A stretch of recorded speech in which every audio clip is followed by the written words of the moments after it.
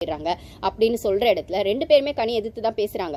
ஆனா பாருவோட over attitude அவங்களுக்கு நெகட்டிவா போயிடுது. வியானாவோட அந்த கரெக்டான அந்த கண்ட்ரோல்ல அது கரெக்டா போகுதுன்னா, ஆனா இன்னொரு விஷயமா அதுல உண்மை என்ன இருக்குன்னா, வியானா கரெக்டா பேச வேண்டிய இடத்துல மட்டும் பேசுறாங்கன்னா, தனக்கான விஷயமா மட்டுமே பேசுனாங்கன்னா அவங்க திருப்பி அவங்களுக்கான விஷயத்த பேசுற மாதிரி ஆகுமே தவிர, அந்த கேம்ல அவங்களோட பார்ட்டிசிபேஷன் என்ன, ஓவராலா என்ன தப்பு நடந்தாலும் கேட்கறதுன்னு ஒரு விஷயம் இருக்குன்னா அதை வியானா டச் பண்ண மாட்டாங்க.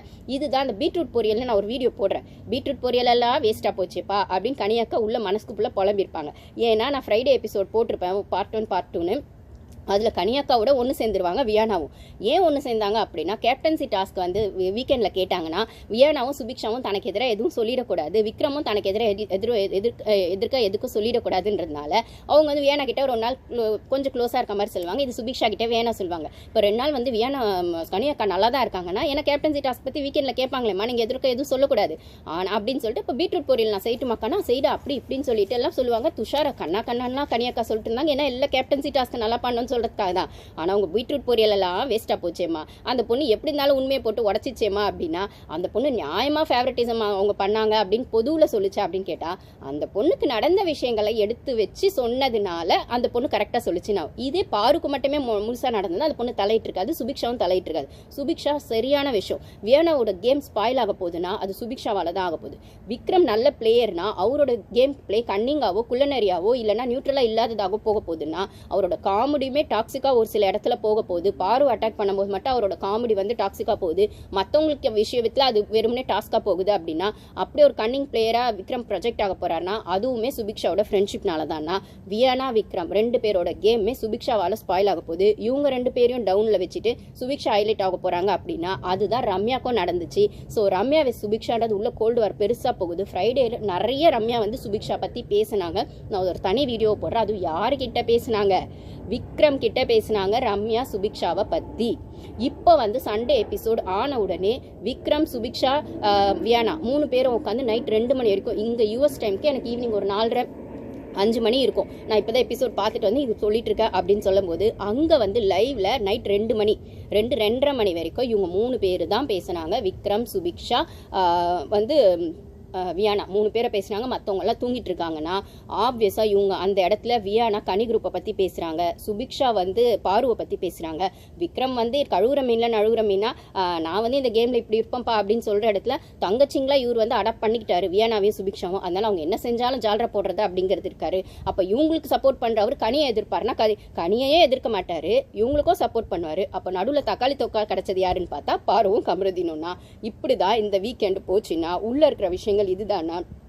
ரம்யாவும் வந்து கனி குரூப்போட ஒரு ஆள் தான் அப்படிங்கிறத, இல்லைனா ரம்யாவும் வந்து பாருக்கு ஃபேராக இருந்திருக்க போகிறதில்ல அந்த பாஸ் விஷயத்தில் அப்படின்னு சொல்கிற இடத்துல அதை வந்து ஹோஸ்ட் வந்து கரெக்டாக ஒரு வார்த்தையில் எழுப்பி நின்று ரம்யா இமேஜை டேமேஜ் பண்ணாருன்னா, கனி அக்காவுக்கு ஃபேராக சுபிக்ஷா இல்லாதனால தான் சுபிக்ஷா அன்ஃபேர்ன்னு நீங்கள் சொல்கிறீங்க அப்படின்னா, அப்போ பாருக்கு பண்ணதும் அன்ஃபேர் தான் அப்படிங்கிறத பாருவை நிற்க வச்சு கேள்வி கேட்காம, பாரு உங்களுக்கு பாஸ் கொடுக்குறேன்னு சொன்னாங்க, நீங்கள் அதை உங்களுக்கு அது கொடுத்தாங்களான்னு அப்படி கேட்காம, ஆனால் கனியை வச்சு அந்த விஷயத்தை பண்ணி கனிக்கு நியாயமாக இருக்கணும், கனியை எதிர்த்தா நீ வந்து ஷோவில் அப்படின்னும் போது, அப்போ கனியை எதிர்க்க கூடாதுன்னா அப்ப நான் என் கேம் எப்படி ஆடுறதுன்னு சுபிக்ஷாக்கு ஒரு கேள்வி வரும்னா, அப்போ அவங்க ஸ்ட்ராட்டஜி பண்ணது சரினா, அப்போ பாரு பண்ணதும் சரிதான். அப்போ எல்லாருமே தானே ஸ்ட்ராட்டஜி பண்றீங்க.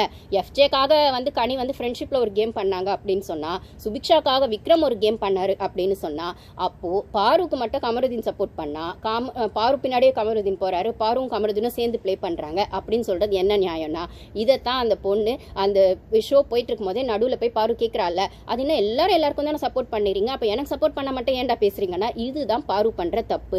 இது இப்படித்தான் வரும். ஒரு விஷயத்தை நம்ம வந்து எதிர்க்கிறோம் அப்படின்னா அந்த சைட்ல அந்த குரூப்பிசம் ஃபார்ம் ஆகுது அப்படின்னு சொல்லும்போது, அதை எதிர்க்கும் போது ஆப்வியஸா அந்த சைட்ல இருந்து கான்சிக்வன்சஸ் வரும். உங்களுக்கு எதிர்க்கிற தைரியம் இருந்தா நீங்க அதை ஸ்ட்ராங்கா பண்ணணும். அப்படி இல்லைன்னா சட்டிலா வந்து சரண்டர் ஆயிட்டு ஆமான்சாமி போடணும். நீங்க சாமான்சாமி போட போறதில்லன்னு டிசைட் பண்ணிட்டீங்க, நீங்க தனியா தெரியணும்னு டிசைட் பண்ணிட்டீங்க. அப்போ அந்த சைட்ல இருந்து அடி வரத்தான் செய்யும். அதை வாங்கிக்கிட்டு நீங்க பிளே பண்ணதான் செய்யணுமே தவிர, ஓகே இது இப்படி இதை நீங்க அப்படியே மாற்றி, ஓகே நான் என்ன தாண்டா அடிப்பீங்கன்னு தெரியும், அதுக்காக நான் வந்துட்டு கம்முலாம் இருக்க முடியாது, என் பிளேவை பண்ணுவேன் நீங்கள் சொல்கிற இடத்துல ஸ்ட்ராங்காக இருக்கீங்க பாரு, ஆனால் திருப்பி அங்கே போய் அது ஒரு கொஸ்டின் பண்ணி அவங்கவுங்களை ட்ரிகர் பண்ணுவோம், திருப்பி வார்த்தைங்களை விட்டு அங்கே தான் உங்களுக்கான நெகட்டிவ் ஆகுது அப்படின்னும் போது, இது இப்படி தான் போக போகுது, இல்லை இப்படி தான் நடக்க போகுதுன்னு எனக்கு தெரியும், இது நடந்துருச்சு, ஓகே நான் இதை எப்படி ஃபேஸ் பண்ணுமோ ஃபேஸ் பண்ணிக்கிறேன், உங்கள் கேமில் அதை காட்டுங்க. நான் பாருக்கு சொல்கிற ஒரே அட்வைஸ் அதுதான், நீங்கள் வந்து ரியாக்ட் பண்ணுற இடத்துல ரியாக்ட் பண்ணுங்க, ரியாக்ட் பண்ணாதீங்க, ரெஸ்பாண்ட் பண்ணுற இடத்துல ரெஸ்பாண்ட் மட்டும் பண்ணுங்க, ரியாக்ட் பண்ணாதீங்க. ஸோ அப்போ ரெஸ்பாண்டுக்கும் ரியாக்ஷனுக்கும் என்னப்பா வித்தியாசம்னா, இப்போ போய் அவங்க ரியாக்ட் பண்ணாங்கல்ல, ஷோக்கு நடுவுலே போயிட்டு வந்து பாரு கனிக்கிட்டேயோ சபரிக்கிட்டேயோ, அது சபரிக்கிட்ட தான், கனிக்கிட்ட கூட இல்லை, அந்த கனி தான் அந்த சீட் அப்படியே பட்டும்படாமல் இருக்காங்க. ஏன்னா அவங்க அந்த மாதிரி இன்னைக்கு செம டோஸ் வாங்கினாங்க, அந்த மாதிரி எதிர்பார்க்கல அதை. அதனால என்னடா கெமியே நம்மளுக்கு எதிராக நின்றுச்சு, இந்த வியானா பொண்ணுக்கு பீட்ரூட்லாம் செய்ய சொல்லி கொடுத்தோம், நம்மளுக்கு பக்கத்தில் நின்று ஸ்கோர் பண்ணோன்னு பார்த்தா திருப்பி அது ஸ்கோர் பண்ணிட்டு போயிடுச்சு. அப்புறம் வந்துட்டு எஃப்ஜேவால் திருப்பி நம்ம பல்ப் வாங்கணும், 3 வாட்டி எஃப்ஜேக்கு சப்போர்ட் பண்ணியிருக்கோன்னு சொல்லி அசிங்கப்படுத்தி விட்டாரு. மாட்டிக்கிட்ட பங்குன்ற மாதிரி ஆயிடுச்சு நம்ம நிலைமை அப்படின்னு அவங்களே பல்ப் வாங்கியிருக்கும் போது, இந்த இடத்துல திருப்பி அந்த பாரு பொண்ணு வந்து சபரிக்கிட்ட கேட்கும், இவர் செயின்ட் சபரி வந்துட்டு அவ்வளோ நியாயம் பேசுகிறாங்கன்னா, இந்த இடத்துல அவங்க சபரி இப்படி தான் தெரிஞ்சு, அந்த குரூப் இப்படி தான் தெரிஞ்சு போய் ரியாக்ட் பண்ணியிருக்க கூடாது. ஓகேடா, ஒன்று கண்ணாடி முன்னாடி புலம்பி இருக்கணும். அகைன் நான் சொன்ன மாதிரி இல்லை, மைண்ட் கேல்குலேஷனில் இது இப்படி தான் வரும்னு தெரியும்டா, ஓகே பண்ணிட்டீங்களா, நான் நெக்ஸ்ட் பிளான் போடுறேன்டா அப்படின்னு அந்த ரெஸ்பான்ஸை தனக்கானதாவோ இல்லை சொல்ல வேண்டிய இடத்துல ரெஸ்பான்ஸை மட்டும் சொல்லிட்டு ரியாக்ட் பண்ணக்கூடாது. ரெஸ்பாண்ட் வெஸ் ரியாக்ஷன் அப்படிங்கிற இடத்துல பாரு தோத்து போகிறாங்க. அந்த ரியாக்ஷனை கொஞ்சம் கம்மி பண்ணுங்க பாரு, அதுதான் உங்களுக்கு நெகட்டிவாக மாறும். அந்த ஓவர் ரியாக்ஷன் வேணாம். ரியாக்ட் பண்ண வேண்டிய இடத்துல ரியாக்ட் பண்ணுங்க, ரெஸ்பாண்ட் பண்ண வேண்டிய இடத்துல ரெஸ்பாண்ட் மட்டும் பண்ணுங்க. நீங்கள் ரெஸ்பாண்ட் பண்ணாமல் ரியாக்ட் பண்ணால் அது ஓவர் ரியாக்ஷனாக மாறிடும், அதுதான் நெகட்டிவாக மாறுது. இதுதான் ஏன் சேனல் சார்பாக இல்லை பாரு ஃபேன்ஸ்க்கு நான் சொல்கிற விஷயங்கள்னா, ஸோ அந்த ஓவர் ரியாக்ஷனை பாரு குறைக்கணும், ஓவர் ரியாக்ஷனை குறைக்கிற இடத்துல ரெஸ்பாண்ட் மட்டும் பண்ணணும் அப்படின்னு சொல்கிற இடத்துல அவங்களோட கேம் ஷைன் ஆகும். அவங்களோட நெகட்டிவ் கம்மி ஆகிறதுக்கு இல்லை அவங்க அந்த கேமை இன்னும் கொஞ்சம் அனலைஸ் பண்ணி ஆடுறதுக்கு இந்த வீக்கெண்டில் சாட்டர்டேவும் சரி சண்டேவும் சரி ஹோஸ்ட்டுக்கான விஷயங்கள்ல இருந்து அவங்களுக்கான டிப்ஸ் எடுத்துக்கணும். கமருதீனுக்கும் ஆப்வியஸாக இதுதான். நான் வந்து பார்ட்டாக ஒரு சில விஷயங்கள், அந்த ஜூஸ் குடித்த விஷயங்கள், அப்புறம் யார் தைரியசாலின்னு சொன்னது, அந்த ஷேடோன்னு சொன்னது, இதெல்லாம் நான் தனித்தனியாக வீடியோஸாக போடுறேன். இப்போதைக்கு இந்த வீடியோஸ் மட்டும் அப்டேட் பண்ணுறேன். தேங்க்யூ.